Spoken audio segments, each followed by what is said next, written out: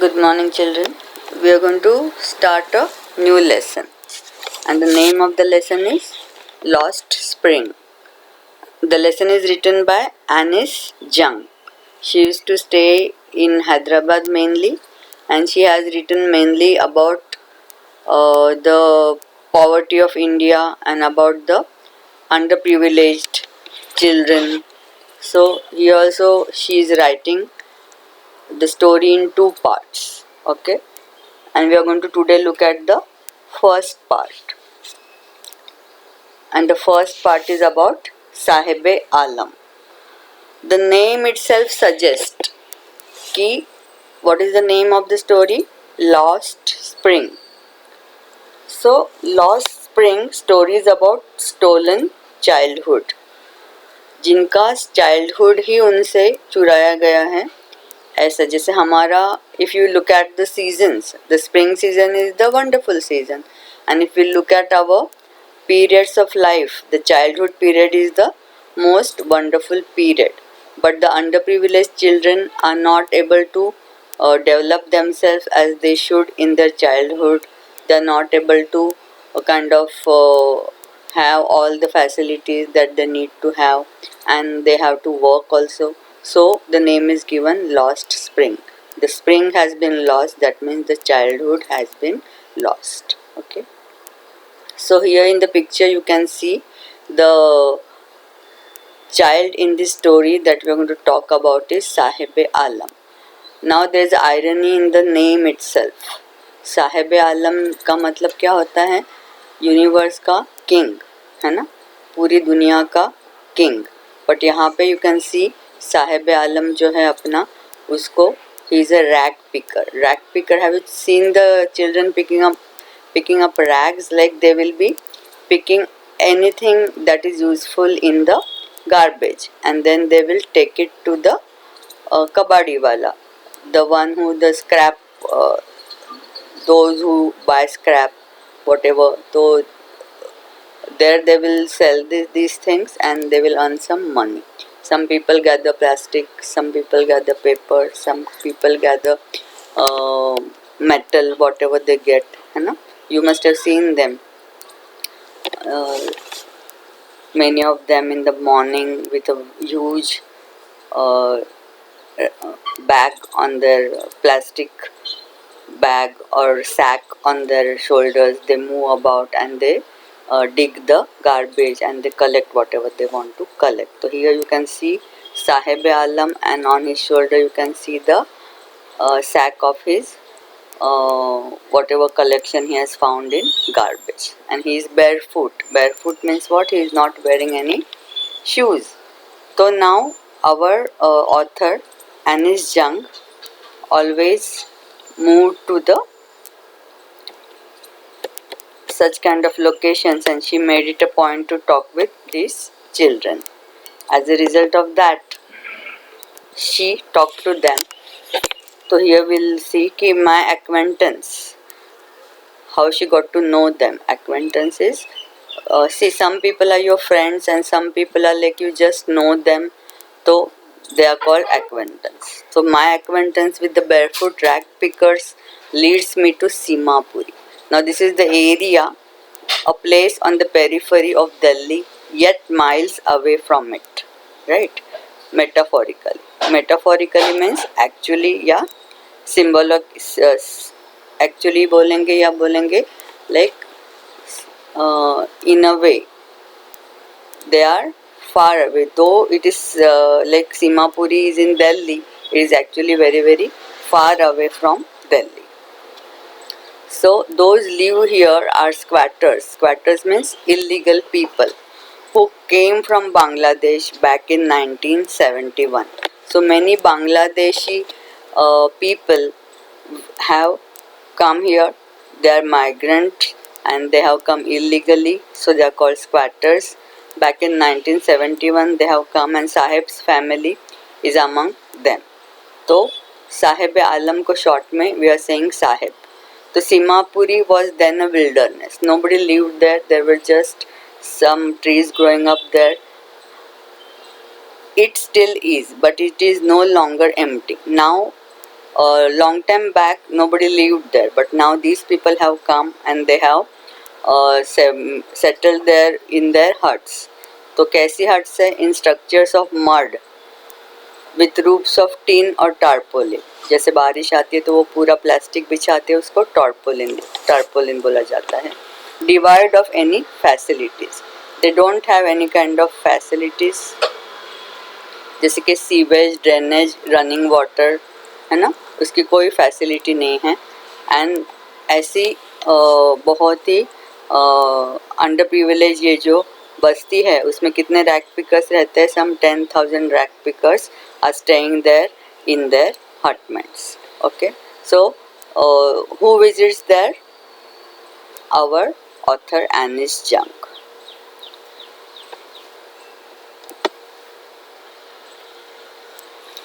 Anis Jung talks to ragpicker boys living in Simapuri. Simapuri is miles away from Delhi, but on its periphery. Squatters, that is illegal residents from Bangladesh who came here in 1971, they live in mud huts covered with tin or tarpaulin. So some 10,000 ragpickers live here in the unhealthy circumstances without sewage or running water. So you can see here in the picture, Anis Jung talks with the children. So let us see what kind of conversation they are having. Author talks to the children often. One of them is Sahib-e-Alam. He doesn't know his name means Lord of Universe. He has no idea what is the meaning of his name. These children scrounge, they search the garbage. Sometimes they find 1 rupee or 10 rupee note, so they search for more. Sometimes they find some money in the garbage, so they are excited to search for more. For rag pickers, garbage is gold, and they are small children, so they feel that one day they will find something exciting. And gold, by gold we don't mean actual gold, but something very very exciting for them, and that's why they are calling it gold. For children, garbage is full of wonders. It has meaning. So that is the garbage is their life. That is where they find whatever they can make use of. For elders, it is just means of survival, their daily bread. जो elders है वो तो survival के लिए ये काम करते हैं, but जो children हैं उनको बहुत मज़ा आता है इसके अंदर, उनको कुछ ना कुछ मिल जाता है फेंका हुआ जो उनके काम आ सके, क्योंकि उन्होंने कभी कुछ भी देखा नहीं, उनको कभी कुछ मिला नहीं है. So for them, garbage is gold, and for the elders, garbage is just means of survival. ठीक है.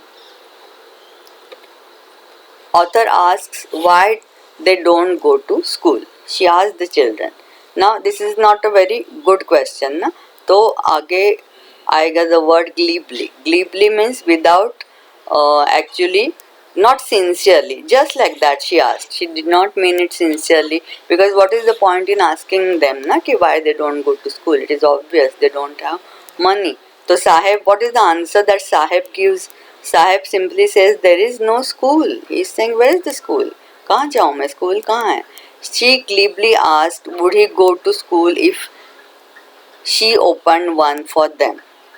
So she is asking if she opened one for them, would they go to school? So that is again without sincere meaning. She did not really mean to open a school. So that is insincerely means glibly. After that, they innocently ask her. After that, whenever they meet her, they take it sincerely, they take it seriously. They really think they are small children and they think that she is going to open a school. So they always, whenever they meet her, they may ask her if the school was ready. Then she realizes that she should not make promises that she does not mean to complete. She also asks them why they are not wearing shoes. So like we saw in the picture, many of them are not wearing shoes. She can see one of them wearing shoes that don't match. See, when they find shoes that have been thrown by rich people, so they wear it if the size fits, and then they are not even sometimes matching. So one such child is wearing shoes that don't match. In India, many children like Sahib walk barefoot in name of tradition. So when she talks in detail with the children, Sahib tells her that mom has not brought down the shoes from the shelf. So he is simply making excuses, and then she realizes कि there is a tradition in India. People say कि हाँ हमारे में तो पहनते नहीं है, तो they say कि we have the tradition of not wearing shoes. But what is the actual reason? The actual reason is poverty. Author knows it is due to perpetual poverty. Perpetual poverty means what?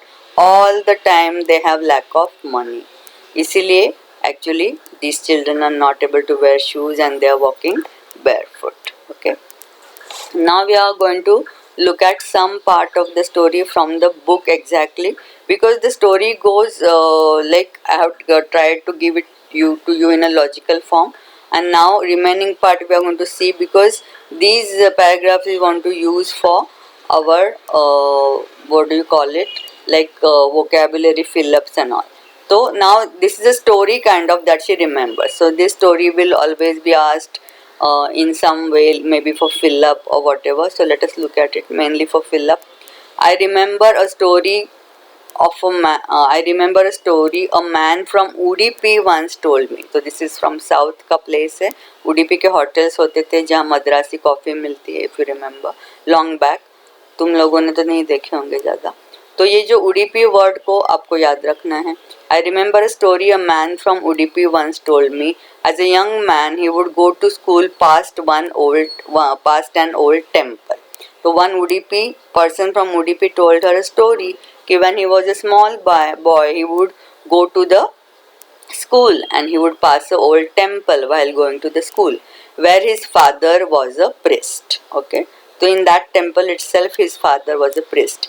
He would stop briefly at the temple and pray for a pair of shoes. So even the child of a priest did not have shoes. 30 years later, I visited his town and the temple, which was now drowned in the air of dissolution. Now, this temple is in isolation because it is an old story. So, when she visited it 30 years, after 30 years, the temple was in isolation. Not many people, like it had become old and it was not visited by many people. In the backyard where lived the new priest. Now the priest had also changed.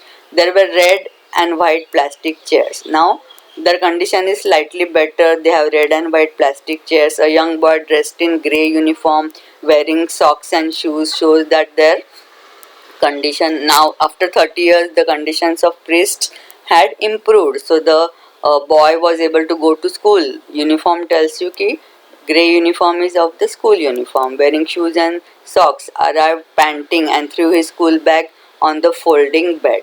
Looking at the boy, I remembered the prayer another boy made to the goddess when he finally got a pair of shoes. She remembers her talk and the period of Simapuri children, and okay, this man remembers. The man is telling her the story.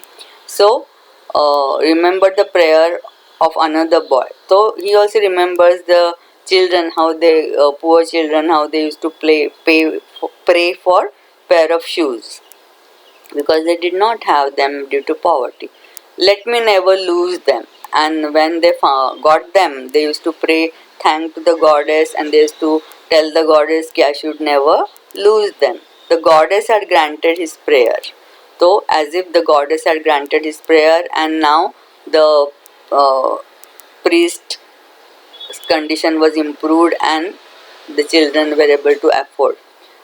Young boys like the son of the priest now wore shoes, but many others like the rag pickers in my neighborhood remain shoeless. So she remembers that okay, some of the children they have got the shoes, but there are yet many like the rag pickers that she meets, they still don't have shoes. So this is the story a man from Udupi once told him. The story is about the priest, okay, and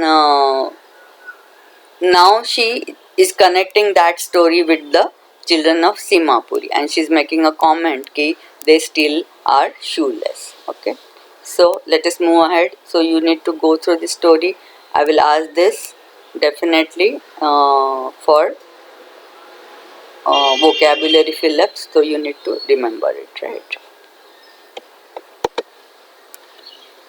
Now next we are going to see कि one winter morning she again met Sahib. Sahib is our Sahib Alam. It was winter time and he was standing by the fenced gate of a neighborhood club. So when they were not picking up rags, what did they do? They just went to this club, watching two young men dressed in white playing tennis. Now all these facilities, all this kind of sport like tennis, all these things were out of their reach, and so they just excitedly watched the game. I like the game, he hums. He's so happy as if he's singing. So in that same tone he's saying, I like the game. Content, very happy. Content is very happy to watch it standing behind the fence. I go inside when no one is around, and he even confesses. He tells her the fact, when nobody is there, I go inside the ground. He admits the gatekeeper lets me use the swing. So there are also some swings there, and the gatekeeper is very kind and he allows these children to go. And Sahib-e-Alam sometimes goes and enjoys the swing. Sahib too is wearing tennis shoes. Now last time she had asked him now why he was not wearing shoes, and now while for a lot of time he has been looking at these people wearing shoes and playing tennis. So he is lucky to find tennis shoes in the garbage, and that's why he is wearing them. Sahib too is wearing tennis shoes that look strange over his discolored shirt and shorts. So tennis shoes are like they they are giving his feet a graceful look. But what kind of cloth he is wearing? Discolored, very kind of old shirt and shorts. Someone gave to me. He's saying कि somebody donated those shoes to him. He says in the manner of an explanation. The fact that they are discarded shoes of some rich boy who perhaps refused to wear them because of the hole in one of them. Now somebody has donated these tennis shoes to Sahib. But what is the condition of these tennis shoes? It is the shoes of some rich boy. And why he has thrown them? Because there is a hole in one of them. But does it bother Sahib? No, it does not bother him. For one who has walked barefoot, even shoes with a hole is a dream come true. So for him, to getting shoes is like a dream is the dream has come true. So this also again you can connect to that story of the priest, how children really underprivileged children, they value these small things and they don't even mind if there is a hole in the shoe. But the game he is watching so intently, with so much interest. Which game he is watching? He is watching the game of tennis. That game is out of his reach. Shoes तो चलो कोई donate कर देगा, but ये game तो वो कभी खेल पाएगा नहीं. So there are what they want to say here is there are so many things that are not within the reach of these children, because they don't even go to school. When you go to school, at least you get to play some kind of games, right? So after a few days, she again meets Sahib. Okay. This morning, Sahib is on his way to the milk booth. In his hand is a steel canister. Now, Sahib has started working. Maybe his family has told him that he needs to work. So he has started working on a milk booth. And he has a steel, because this is an old story. So milk was at that time, collected in steel canister. तो वो steel का वो पूरा एक होता है ना barrel, वो लेके जा रहा है. तो in his hand is a steel canister. I now work in a tea stall down the road. He says कि I am working, pointing at the distance. I am paid 800 rupees and all my meals. Now he is getting money. What is his salary? 800 rupees and all meals. He is even getting to eat. So she is like thinking, is he happy? Does he like the job? I ask. His face, I see, has lost the carefree look.